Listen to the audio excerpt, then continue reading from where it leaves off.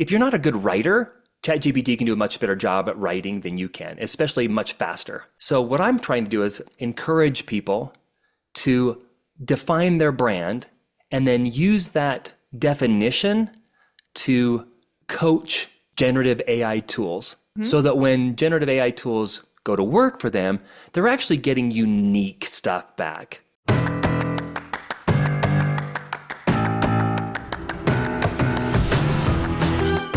Welcome to the Marketing Expedition Podcast, an auditory journey through the latest in marketing, branding, and advertising.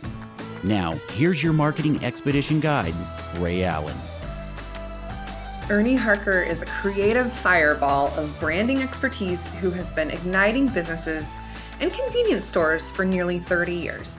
After spending 2 years as a concept artist and designer for a high-tech ad agency, Ernie founded Earn a production studio in 1995 that quickly earned a reputation for sparking exciting brand development.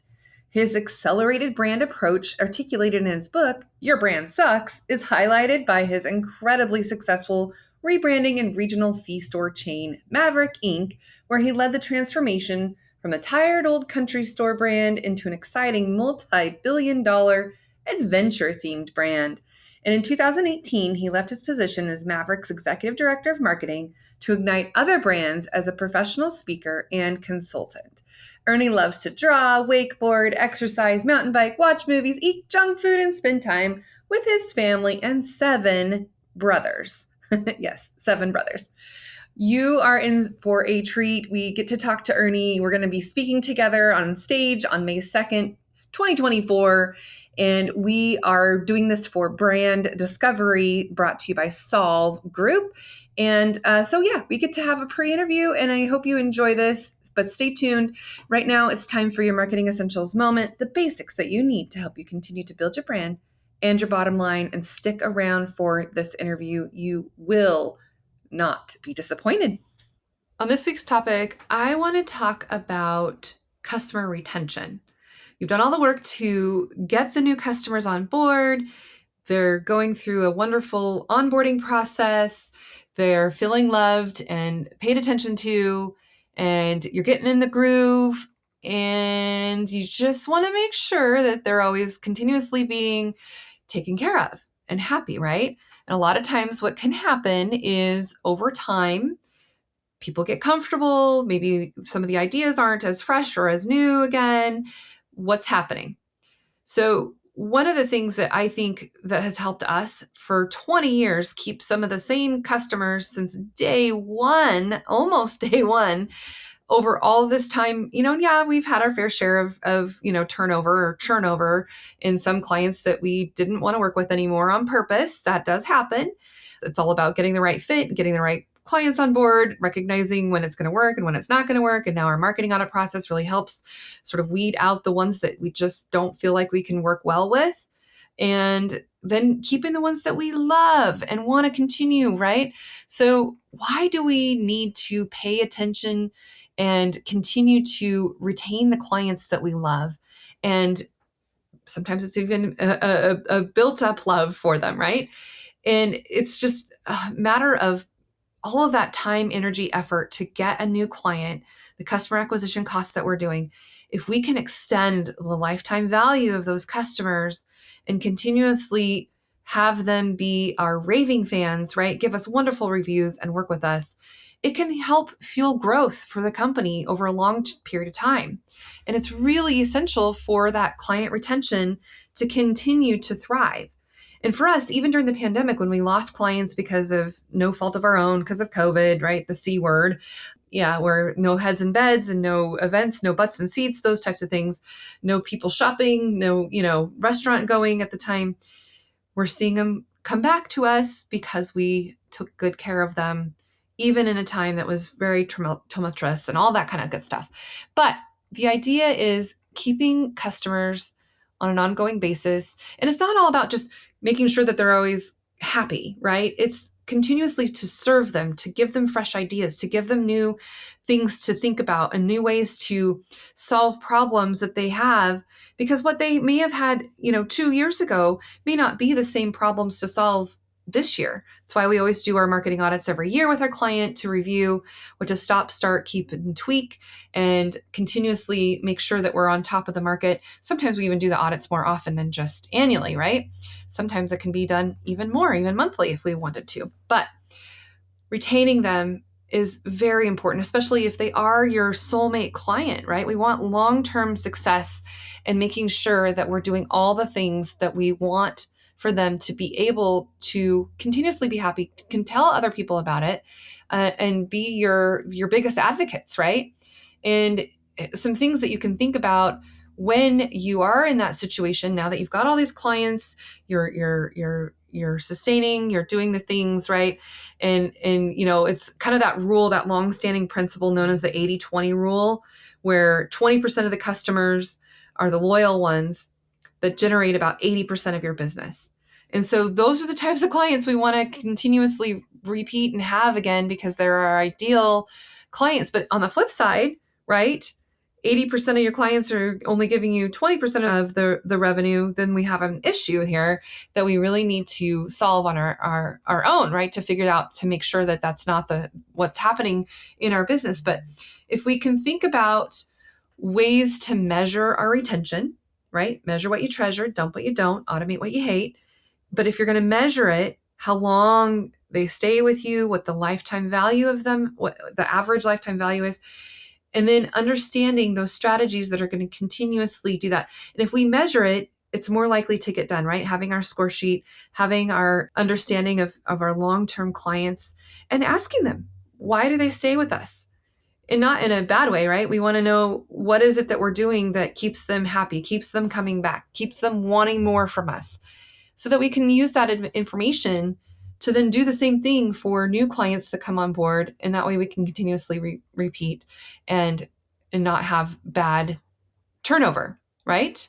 And sometimes, like I said, good turnover can be good when you have clients that are super demanding, right? They're taking 80% of your time and only paying you 20% of the revenue coming in, right? So sometimes it's maybe not a good fit and you don't discover it until later on it happens, right? That's where we use what we call our CWI score, Client Worthiness Index.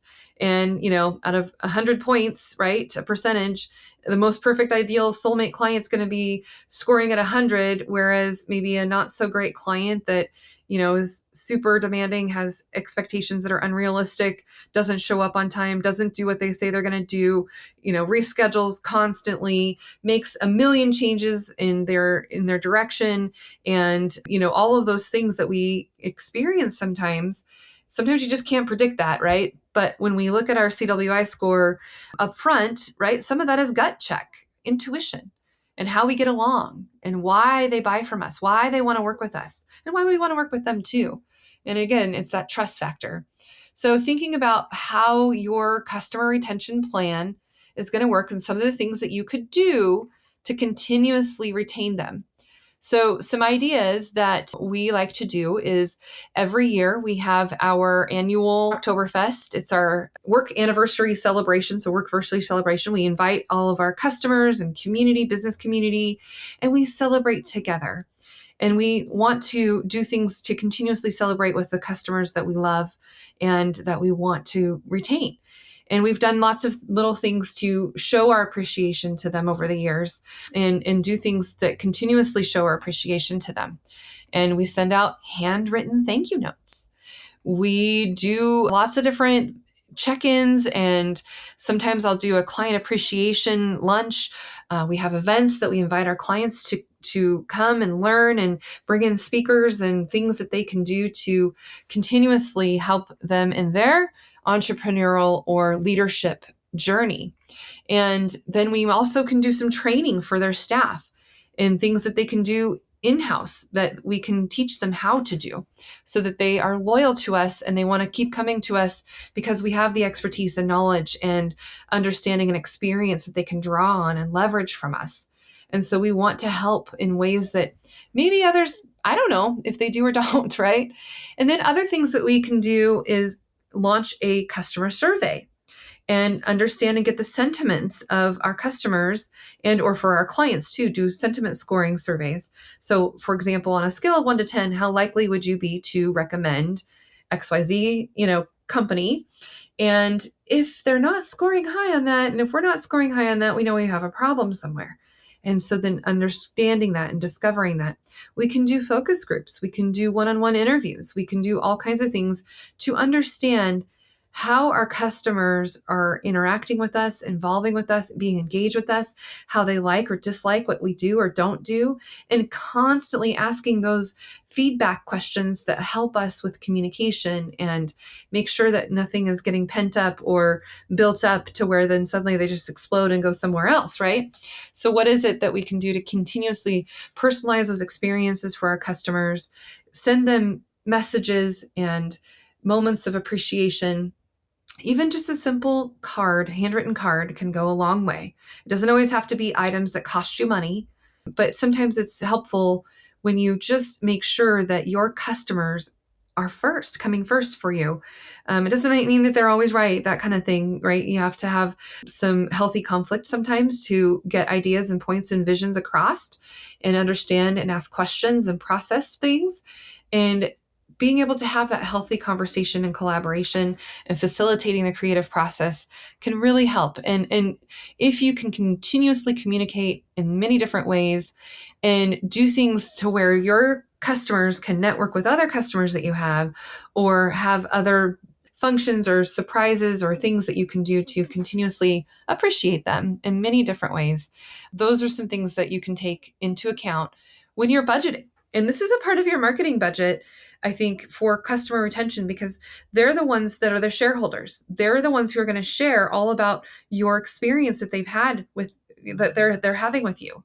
Not necessarily the traditional sense of shareholders. Your employees are your shareholders, your clients and community are your shareholders, because they're the ones who can share the good brand experience that you're giving to people, and what you're feeling them and how you're making them feel when you've left the room, right? It's all about the feelings that they have and the experience that they have and the atmosphere that they have, right? We do all kinds of things to enhance our customer experience as much as possible. And so with that, I hope that you've gained some nuggets here, and I want to hear about it. Share with me some things that you do to help your customers feel as though they're the most important thing in the world to you. I want to know what you do to appreciate and love on your customers and why. So reach out to us. You can email us at hello@themarketingexpedition.com or any of the social platforms. Share with us. I want to know. And also leave us a review, and then we can see and do some shout outs with your engagement with us. All right. With that said, let's get into the interview.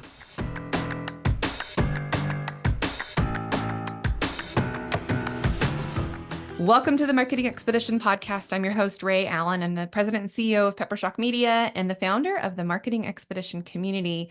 And today's guest, I am so thrilled to have Ernie Harker on. Ernie, welcome to the show. Thanks for having me. This is really cool. Yeah, I'm so glad that we got connected finally and everything that went through to get here today. I'm so thrilled to have you here. So Ernie, let's share with our audience a little more about you. I know I'll read your bio and have all that, but I want to know some details that are not in your bio. How did you get to where you are now? Give us some insight into your journey. When I was 12 years old or 11, my mom carried out her threat of getting rid of what she calls the idiot box. Oh, okay. I was growing up, my brothers and I have 8 brothers. We were being raised in a home in Chubbuck, Idaho, so southeast Idaho. And we'd come home from school, a whole bunch of us kids, we'd grab a snack, make basically destroy the kitchen, and then sit in front of the TV and watch cartoons, after school cartoons. And my mom would try to get us to help out with dinner or whatever, which is, with 9 boys. 9 boys, yeah. that's a little bit of an ordeal. And all boys, no sisters. Oh, I don't know how that happened. Oh, your mother. Exactly. But so she finally carried out her threat of getting rid of the idiot box. And so I was involved in sports and stuff, but as a kid, you realize, yeah, the TV takes up a lot of free time. Yes, it does. So And even now, today, with all the even streaming and now, all the yeah, things. Yep. tons of screen time. Well, I used that time to pursue one of my favorite hobbies, and that was drawing. Uh-huh. And so I really got into it and became good enough where people would give me some attention. And if you're one of 9 boys, Right. you don't get a lot of attention. You know, the older boys are getting in trouble, the younger ones need help. So you're one of the middle ones, and it's easy to get lost. But as I was drawing and stuff, people would go, "Oh my gosh, you're really good." And man, I craved that recognition, that attention. And so I spent more and more time in drawing. And so I'd use all my elective hours at school, all the way from junior high to high school and stuff, to kind of just invest in my drawing. And so I studied illustration in college at Utah State and the University of Utah, and ended up getting a job as a concept artist for a ad agency in Salt Lake City, which was awesome because Especially right out of college, right? right out of college, Yeah. it was kind of interesting when I was asked to come in and kind of freelance, but I'd never done anything like that before. And so the creative director wanted me to do storyboards. And storyboards are a sequence of illustrations to kind of like a comic strip that explains the sequence of a TV commercial. Yeah. Well, I'm like, I hope I'm doing this right. And at the time, I was like, I'm gonna do my own thing. You know, You don't know what you don't know yet. Yeah. Yeah, I'm So gonna make you're young and you're $16 an impressionable. hour. I'm gonna make so much money. And Yes. I was thinking, so I've got this opportunity to do storyboards for this agency, and I was getting the other art directors and creative directors to come and look over my shoulder, and they're going, "Oh my gosh, that's really good. You're really talented." And so I'm like, I'm drinking it in because Yeah. I'm loving this attention. But after 5 days in a row, obviously I'm good enough to get the job done. And in my mind, I'm thinking I'm going to charge like $20 an hour, because I'm crushing it. And As a freelancer, right? As a freelancer, right? Yes. This is by the way, this is 1993. So it's been a minute. Yeah. So 1993, I actually didn't finish college. I'm halfway through art, my art degree. And so I'm drawing away. And the creative director said, "Hey, you need to go see Mayor, our production manager, about your rate." And I'm going, "Okay, man, this is where I got to stick to my guns. It's going to be $20 an hour, right?" And so I sit down in front of her. I said, "Look, I haven't done this before. What's a typical rate for someone like me?" And she goes, "I think it's between $50 and $75 an hour." And I said, "Well, I think $60 an hour would be appropriate." She goes, "Okay." I walked out of there. My feet didn't touch the floor. I was flying there. I thought I was a gazillionaire. Oh my gosh. And about 2 weeks later, they just offered me a full-time position. And I spent 2 years there and while I was there, I learned they bought one of the very first Wacom tablets. Yeah. It didn't have a screen on it. So it was just pressure sensitive. So you'd have to look at a screen while you're drawing to the side. Right. And it was kind of a little delayed, right? Oh my gosh, it was delayed. The hand-eye coordination was really, really hard. But I ended up becoming very proficient with that. And even though it was a real struggle, this is back when Photoshop was like version 2.0. Like they came out with layers. Photoshop with layers. It's like, how do you do anything without layers now, right? Yeah. So anyway, so that's how I got my career. Started as an illustrator, but I got into marketing. Very cool. So now you're there, you've gotten some experience, you've done some storyboarding and some other, I'm sure, other things there at the agency. What's next? What kind of took you off that path and then into the next? So that's a good question. I remember we were working on a big pitch for WordPerfect. So a lot of the clients that we did business with were Intel, iOmega, Netscape, Ask Jeeves. Oh, yes, I remember that. Anybody who knows Ask Jeeves, they've been around for a minute. That's like a search engine. And anyway, I was doing storyboards for Word to pitch Word Perfect, and two other illustrators flew up from LA to help us out, and they were making $500 a day.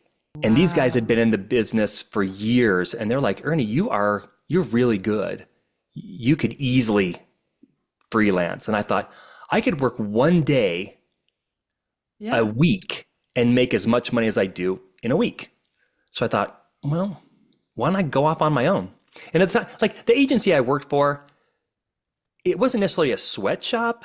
You were paid really well, but you were expected to live and die there. You would sneak out of the office around 7, 8 o'clock at night. Hopefully no one's going to see you sneak out, because there was always work that needed to be done. Dinner was brought in every night for employees that would stay after 7. And so like I ate dinner there a ton. That's not a really good environment for a family. And my wife was pregnant at the time. And we're like, yeah, I can't keep doing this. So after 2 years, I started my own company and just was a freelancer. And that company grew. It doubled every year for 4 years. And that was painful because I'm not really a businessman. I'm a artist. Yeah. So anyway, that's it. That's Learn a how I lot. started my business. Yeah, I'm sure you got to learn a lot along the ways. Yeah. You end up spending a lot of time and effort and money in business classes called real life. That's right. So yeah. So then you have had your business now, and now you're doing other things aside from just the business. Now you're speaking, all the things. So tell us more. What's going on now in your world? Okay, so today I speak, about half of my revenue comes from speaking. I speak about, I think this year I'll probably speak about 40 times, and I love it. I love it. I wrote a book about 5 years ago called Your Brand Sucks. How to ignite a brand that doesn't. And it's basically based on my experience helping organizations develop the right look and feel for their brand so that their marketing and advertising messages are consistent and not just like, oftentimes when I'll visit with branding experts, they're so caught up in the graphic design of it that's what they understand the brand to be. And oftentimes that is what we reference when we say, hey, you have a really great brand. Well, it means what your look and feel. But I try to go a little bit deeper to determine like what drives that look and feel.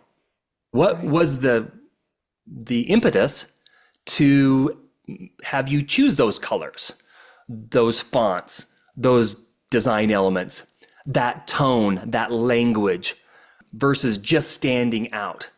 And the reason I say that is that, like, one of my favorite examples is Chuck Norris's water brand. Like, I was working for Maverick, and we wanted to do a really cool campaign for the loyalty program called the Adventure Club. And so we came up with this crazy idea. The marketing department came up with this idea of giving away a work truck that was built by the Diesel brothers on the Discovery Channel. So we were going to have this ultimate truck built by the Diesel brothers, but we wanted to call it Truck Norris, like the ultimate truck, right? Yes. But we had to get like Chuck Norris involved. We had to get the TV production involved. We had to get the Diesel brothers involved, Discovery Channel, Maverick. It was a big ordeal. But we finally got a hold of Chuck Norris's people. That's a completely different story. But the deal was if Maverick would sell the water, then we would, the origin of that water story is hilarious, but we would then be able to get permission from the Norrises to use his image, his likeness, his participation in the campaign. Well, the water wasn't selling very well. And they had a red package, red label on the top. They called it Seaforce water. And they were going, why isn't it selling? They thought that by having a different color package, that it would stand out enough that it would drive a trial purchase. But oftentimes I think that's what we think. We need to stand out. Yeah. But this is a perfect example of standing out for no reason. It's like, what is the purpose of you standing out? When you stand out, what is the message I get? Because if it's just different, I don't care. So we had to come up with a story or a reason to stand out. And I said, so you need to do some ads to kind of promote that reason. So they did some billboards that said, purity has arrived. That was the billboard. Purity has arrived. And after 2 months, the product wasn't selling still. Right. They're like, oh, we're super frustrated. We're doing ads. It's not selling. I said, well, why did you come up with purity? But why was that your message? Well, when we had the water tested, the source of the water was Chuck Norris's ranch. Okay. They were drilling for an irrigation source for his fields, his livestock and stuff. Well, the water came up really pure or really clear. They had it tested and the hydrologists were like, this is some of the purest water, natural water we've ever seen. So they took that cue and said, well, let's talk about the purity of our water. Unfortunately, nobody cares. Yeah. I mean, they just don't understand, maybe, or something. like, well, the thing is like, when you open up a cooler door at a Maverick or a convenience store chain or whatever, are you saying, I wonder what water's the purest? That's what I'm looking for today, is a pure water. Like, no one thinks that. No one opens the door and goes, man, the last time I had a water from here, it had floaties and suspendies in it. I could see filament. Like, nobody It's the ever packaging. does that. Look at Liquid Death. Liquid Yes. Death packaging. I mean, it's just It's water. awesome. It's awesome. They don't even have a clear package. Yeah, But exactly. the challenge was they were promoting a brand feature, the feature of their product that was not important. Yeah. It's what I mean by not important is like it's not on the decision tree. It's bottled, it's water, it's clear, it's pure enough. Yeah, And maybe so like I had to help them find like couple- what is the special. yeah. Maybe just like a small percentage of the population would care about that, but more about the packaging and the design and the the feeling that you get from the experience, right? Yeah, From buying. And anybody who's looking for your pure water, it's like you just turn the label around and you look at the total dissolved solids. That's what makes water not pure. Or you just get pure H2O. That's either purified water or what is that? When you get like distilled water. Yeah. Distilled water. It's just H2O. It's nasty tasting, but it's pure. Right. And the flavor actually comes from the minerals and contents in there. But anyway, long story short, I said, what is the thing that makes your business, your water different? Is it purity? Is it the source? Is it blah, blah, blah, blah? I said, ultimately, it's Chuck Norris. Ultimately, That's exactly what makes your water different. Yep. So where's the Chuck Norris Norris's package? water kicks ass, man. Come on. Yes. It punches thirst in the throat. Yes. It's like, Yes. so anyway, they ended up adopting the kind of the Chuck Norris theme right. for their water brand, and it did much better. Just because when you open the cooler door now, you go, oh, there's Chuck Norris water. I've never had Chuck Norris water. I wonder what it tastes like. Right. So now it's red for a reason, because now the red is associated with Chuck. So anyway, that's the fun part, is trying to help people understand like what makes them special, and then develop the brand around that unique feature. Well, let's talk a little more about the adventure brand, because I know that you were involved and helped with all of that. And it just blew up. I mean, kind of walk me through what gave the idea and how it came to be. And I mean, now I think it's also helped in your career, because you get to claim the fame for that. But tell us kind of the process. Yeah. Yeah, it's interesting. Back in 2001, early 2001, Brad Call was in, I think in 1999, he was hired. He was a third generation Call family owner. So Rule Call, Grandpa Rule, started Maverick. His sons took over. One of the sons is a guy named Jay Call. Jay started Flying J. So if you're familiar with Flying J, he's part of the family. Okay. So Flying J and Maverick were cousins.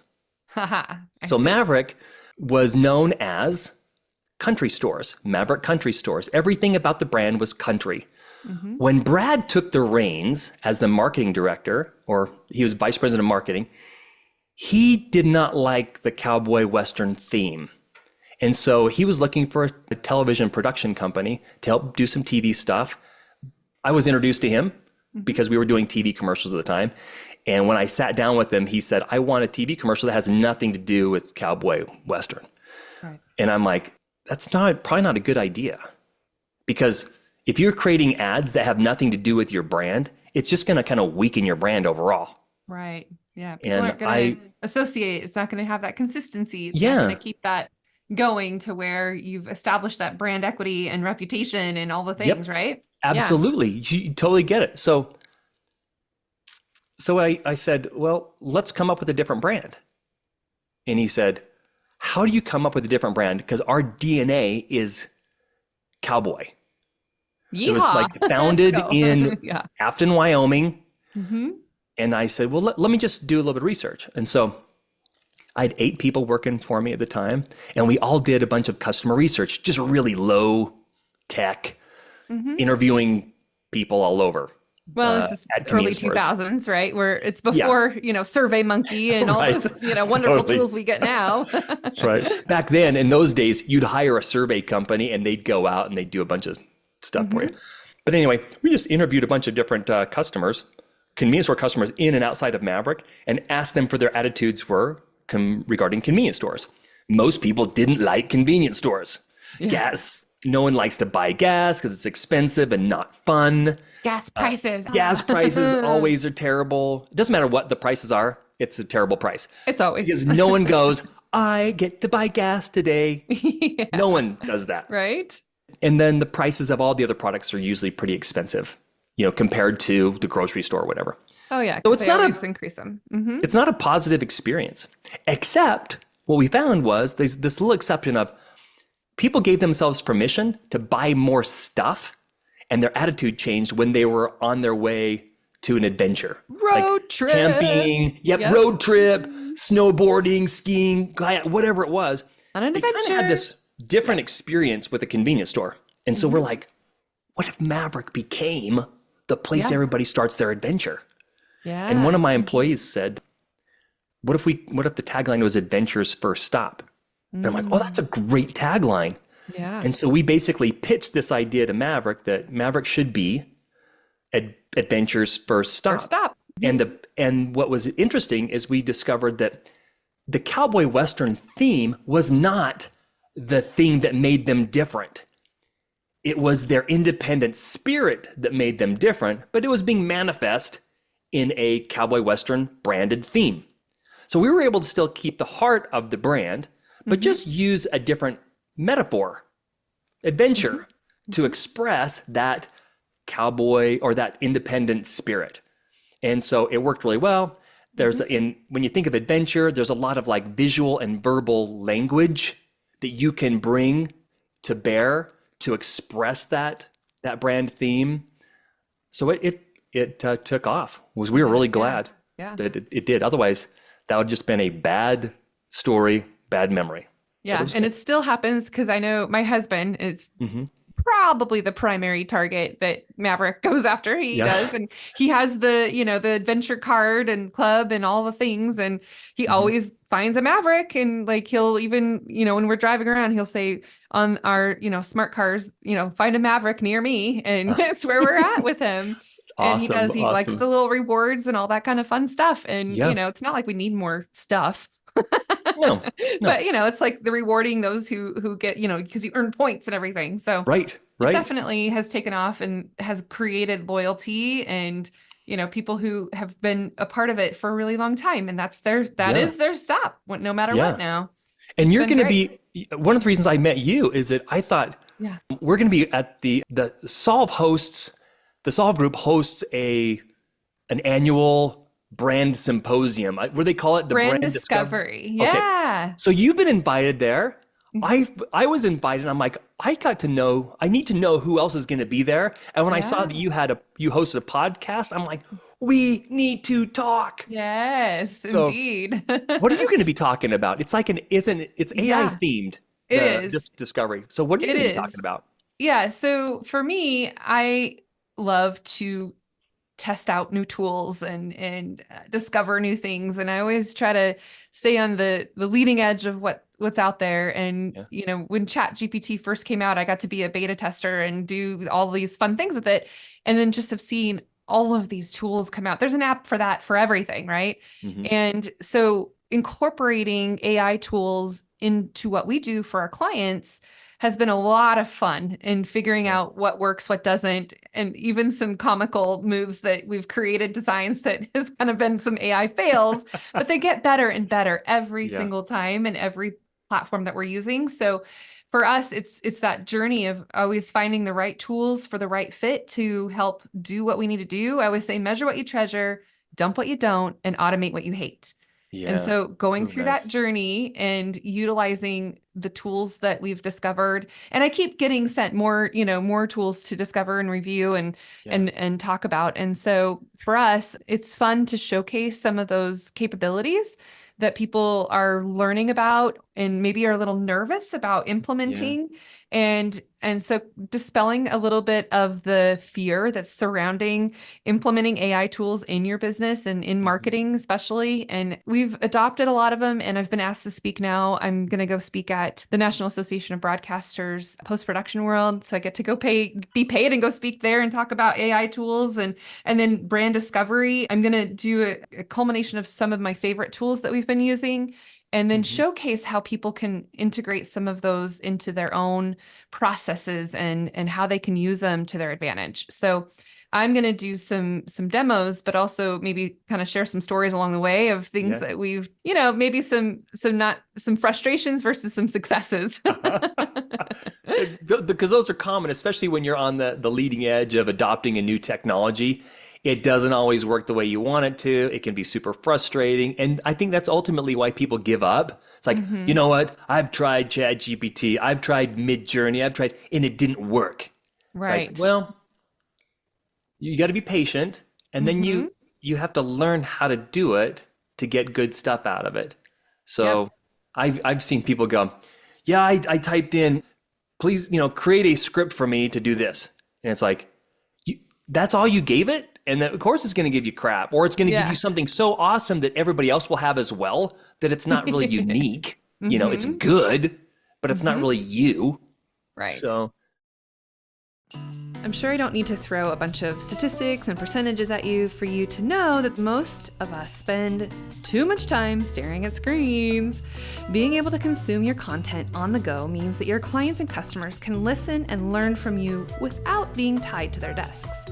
With Hello Audio, your customers can put their phones down, power off their PCs, close their MacBooks, and get the information they need from you while they're, let's say, walking a dog, doing a jigsaw puzzle, washing the dishes, maybe when they're in the car or exercising on the treadmill, sunbathing in their garden. Well, Hello Audio makes it incredibly easy for you. No more hours spent trying to figure out tech settings or trying to make a square peg fit into a round hole. You can click publish on an audio feed in a matter of minutes and have control over who accesses what. So visit peppershock.com/offers and sign up for a free trial of Hello Audio.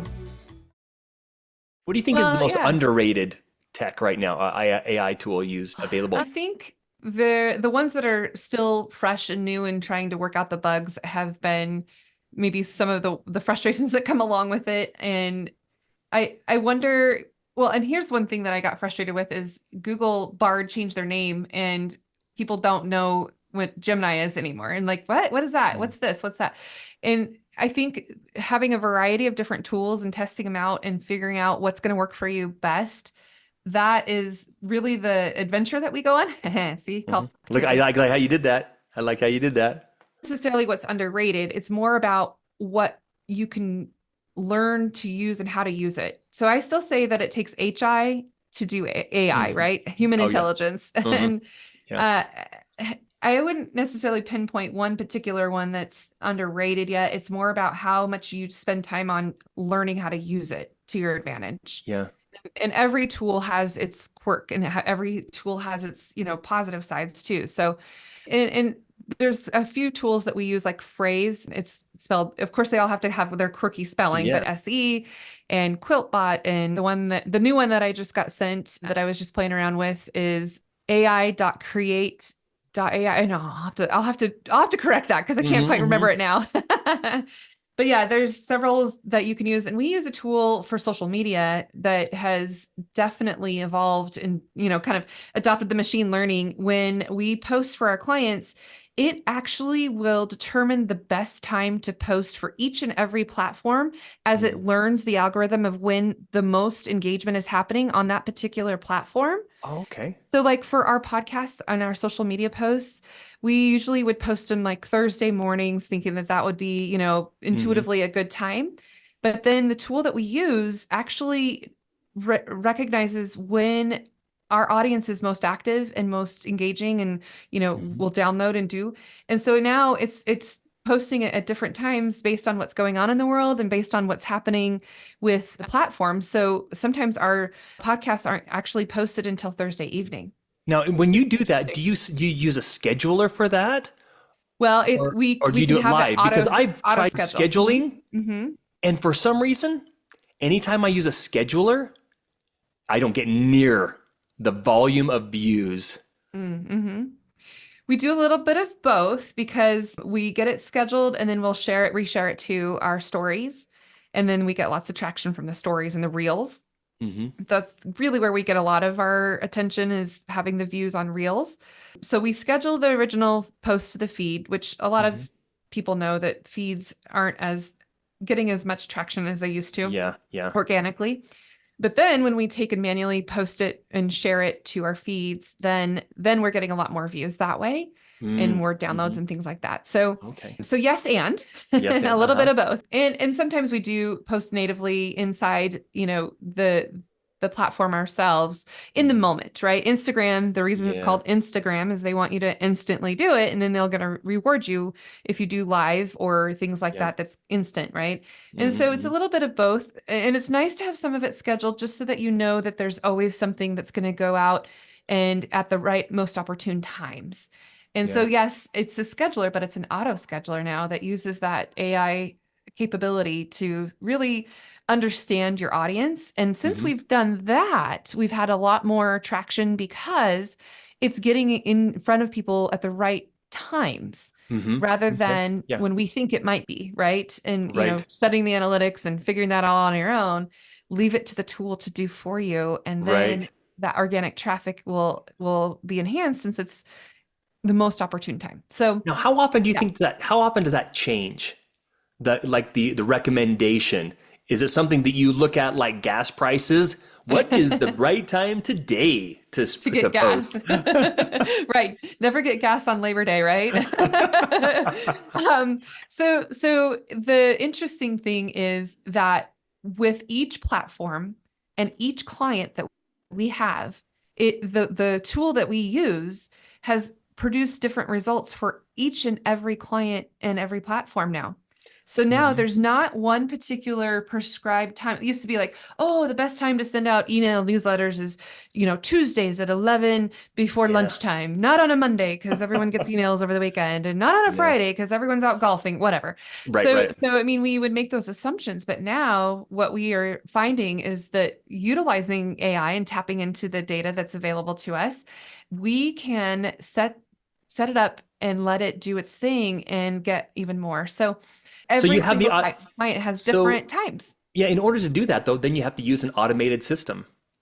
Yeah. And then you're penalized for the automated system. Yes and no. I think that there is something to be said about live video. Of course, we're going to get more views with lives. But when we do the scheduling, kind of it's a double-edged sword. Yes, you may not get as much if you were to post it natively inside the actual platform yourself. But at the same time, a lot of our clients and us too, we don't always think, oh, I need to post right now because I'm going to get, and so like it kind of comes and goes in the moments. Whereas it's a mixture of having some scheduled, also then some organic and live, because then at least you have some consistent messages that are getting out there. And then you can go ahead and share those manually to your feeds, to your, to the Facebook stories and or Instagram stories or reels. And then you're getting some more. And now Threads is coming up with a new, way to post there too. So it really just depends on the platform, the client, because sometimes our clients are just so busy that they're not going to post regularly. And so we help them by scheduling it out and getting it all pre-approved and, the copy created and the images sourced. And, so then it's a nice programmatic way to get it out there on a consistent basis. Yeah. Because they're Then, not thinking about it every day. They're like, I got to no. get my job done. I'm not Yes. thinking about, Yes. oh, it's 2:25 on a Thursday. It's time for me Right. to post that thing on social media. And you're going, now where was that thing that I was supposed to post? Oh, let me Yes. search the email. Oh, it's now 15 minutes past. You've lost the witching hour. That's It's right. like, Yep. You're done now. May as well just let it go.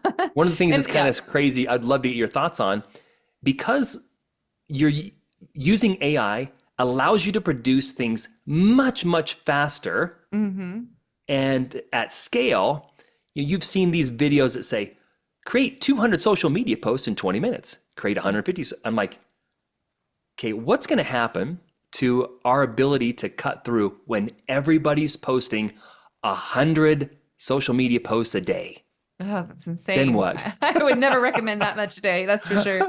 I always tell our clients, I mean, depending on the industry and who they are, right? It depends on how much you want to put towards it and the type of product or brand that they're representing too. Some can deem more, right? Retail, if they're selling something online, very different than if it's, one of our clients is Pella windows and doors, right? Not everybody's thinking about windows and doors, maybe right now after all the rain, I don't know, but it's like, 3 times a week, 4 times a week is plenty, right? Because that's just a branding thing. You're there when they are thinking about it. I always say it's more damaging to not post at all and only post every once in a great while. Yeah. If you're not going to be consistent at it, then don't bother because it's just going to make you look like you're, are you in business? Especially like during the pandemic when people were changing their hours of operation, crazy, this, that, and the other. When people weren't posting to socials, then you were just left to guess, well, did they go out of business? Are they still in business? I don't know. Right. It's like, so check their socials and check their hours, that kind of thing. Now, I think it's a little more common to just check where people maybe want to make a certain purchase. They'll, follow the company, they'll follow the brand and get interested in a different way than what it was before. So I think it's still important to post, but you don't have to go crazy at it, right? You don't have to be there all now day. think of Pella. If Pella had a competitor who is using a social media manager that understands how to use AI, generative AI tools really well, and is able to come up with 5 different posts a day that are interesting. If they're actually posting 5 times a day and they're interesting, it's like helpful stuff or whatever. Yeah. To Pella's once a day, that's going to be, the competitor is going to get more involvement, more engagement and stuff like that. Well, then Pella's going to go, well, I'm going to do 7. Right. And then they're going to go, well, I'm going to do 10. And then we're going to have this arms race of content that nobody's going to have. Yeah. Because you're trying to do too much and you're not going to make it impactful, right? Because there's probably only so many things you can talk about windows and doors before it's like, yeah, okay, I've seen enough. And you're right, to your point of posting things that are interesting, not just sell, right? We're not just out to sell. We want to give people peace of mind. We want to give people an understanding of the company behind the scenes, the employees, the people who are installers. We want to give a little story behind who they are and what they do so that people will want to buy from people, right? Yeah. I think that is golden. We do. We do need a functional product, but we get to choose from whom we purchase. And when there's a relationship or even a personality, and there may not be a relationship, but if there's a personality, like you mentioned Liquid Death, I think their personality is so fun that I will spend more money to buy a Liquid Death product than Arrowhead or, because just a they've done generic so one. much for their branding. I mean, my 16-year-old son, when he first brought one home, I had never heard of Liquid Death. I'm like, is that like, are you drinking alcohol? What is that? Is that an energy alcohol? Because Is it that looks an like energy drink? both What of are you those are in drinking? there. Yeah. And I'm like, what do you mean it's just water? Yeah. Can you imagine? What a brilliant campaign to make it rebellious to drink water. Right? Yes. I'm sticking it to the man. You know what I'm going to do? I'm going to put water into my body. Take How that. dare you? I dare you. It's like, what a brilliant way to create a health revolution, That's right. They did to a make really it good seem job. like it's bad for you. Liquid death, the healthiest thing you can put in your body. Right? Genius. Genius. It's brilliant. So Ernie, let's turn it back to you though. What are you going to be sharing at the upcoming Solve brand discovery event? So I'm going to be talking May about 2nd. the process of discovering your brand, developing your brand, and then why that's important in light of AI tools becoming available. Because AI is so good at creating content that is oftentimes better than we can come up with. Like, if you're not a good writer, ChatGPT can do a much better job at writing than you can, especially much faster. So what I'm trying to do is encourage people to define their brand and then use that definition to coach generative AI tools, so that when generative AI tools go to work for them, they're actually getting unique stuff back, not just good stuff. So, because we need more of that branded, I do this for selfish reasons. I am tired of garbage marketing. I am tired of AI generative content that I can smell a mile away. Right. That's why I it still want to takes hear- human intelligence, not just AI to do Yes. it, right? Yes. And so Yes. if we can steer our generative AI tools in the right way, we can actually get really fun, interesting stuff back that's on brand. So that's what I'll be talking about. That'll tie in really well, I think, with what I'm also coming up with in Oh, good. the AI tools that people can use. So yes, I 100% agree that you have to have good prompts and understand what it is you want the tool to do for you. And if Yeah. you don't know your brand and don't understand the terminology and how you are and who you are, then the prompts are not going to turn out great for you at all. Yeah. And you're not going to get what you need out of it. So that's awesome. It'll tie nicely into all of that. And then, and of course, Solve, they sell promotional products and I don't want to say trinkets and trash, tchotchkes. Yeah. Swag. Swag. That's the word. Swag. That's the word. Mhm. Stuff we all get, Yes. or Yes. other terms I've heard of. Shit we all get, but hey, hopefully that's True, not offensive true. to you. But you know what? Obviously, when it comes to swag, it's kind of like social media. If there's real value and usage yeah. in the product, Yeah, then it has, it's a good investment. it's branded. Otherwise, it's you're just getting experience. something that's just going to be disposable. It's a poor use of that. Yes, that you want to money. make sure that what you do in your swag is consistent with the brand, but also something that would function as something that people would want to have and not Yep. just toss away or give away as white elephant gifts. I haven't ever done that before. Right on, right. But there's definitely things that I love, like the coffee mugs and the pens and Yeah. the stickers, and Solve does a really good job of branding and making packaging and all the things for companies. So we'll give I've them a been little invited plug to there. speak. I've been invited to speak at tons of different events. I have never seen an invitation better than what Matt sent from Solve. It was love like it. a little. It felt like a little custom brochure just for me. And Matt, And I'm like, oh awesome. my gosh, this is so cool, because it had basically highlights of last year, Yep. and then it had some verbiage that like sprinkled throughout, like that was just for me. And I'm like, this is so cool. I wanted to be engaged with this band because of that level of branded detail that says these guys are professional. And I think that's the same way it is for our clients and the listeners. In order to get people's attention, you've got to be different in a meaningful way that's clearly expressed. So it's, people go, oh my gosh, I love Ray. She's this and this and this. And if we're not very clear about that, it's because probably we're not clear about it ourselves. Yeah, no, that's great. And I have to share a little story. Matt, when he was in college, interned for us at Peppershock. Really? Yes. Oh my gosh, you're so lucky. I know. And he's great. And his mom, who, owns Solve, I golf with her sometimes. So it's kind of Okay. a full circle. But I'm so proud of what Matt has done to grow in his creative genius and what he's been doing with Solve and all the full things that he got to learn from while he was an intern with us and, through college and everything, or university, I should say. And now just seeing him flourish and do cool things like send you that customized invitation and all the things that he's doing. So That's so little plug awesome. for Matt. So awesome. He was great. So good. Good. Well, Ernie, we could probably talk all day about all of these wonderful things. My goodness, I love it. But is there any kind of final thoughts that you want to share with our audience? We have, marketing leaders and other marketing people and entrepreneurs and even my students. I teach at Boise State too. Okay. They get to listen to the podcast. You get to invite them to listen. That's right.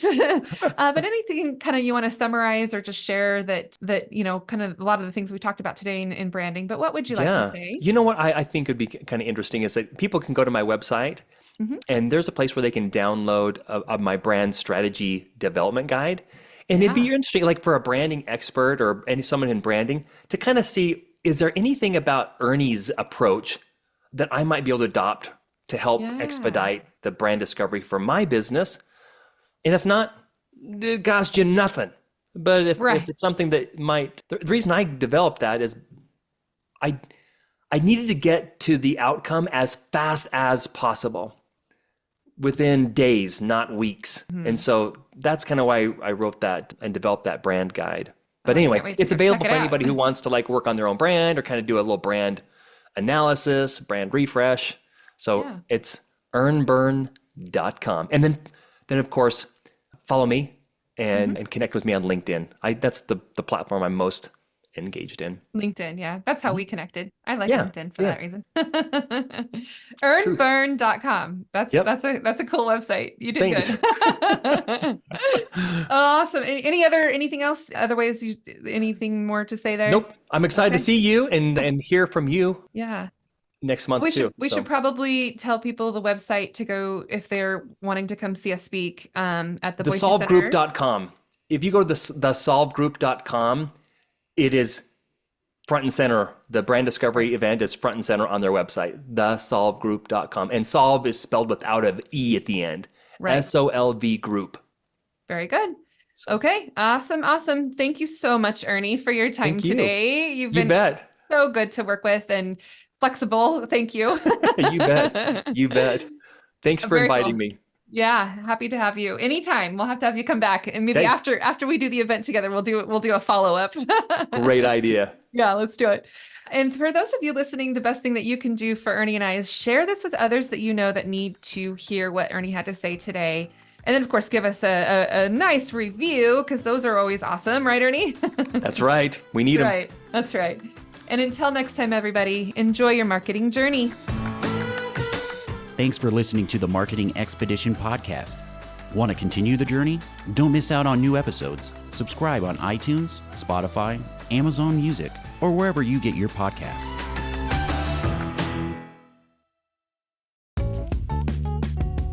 Wouldn't it be great if there was one place you can go to get all the latest information and tips about marketing and advertising? The Marketing Expedition community is that place. People like you gather in our online community to build relationships with others and find the latest marketing trends, tactics, tools, and technology. We help you build your brand and your bottom line. Start your adventure today. Visit themarketingexpedition.com to find out more.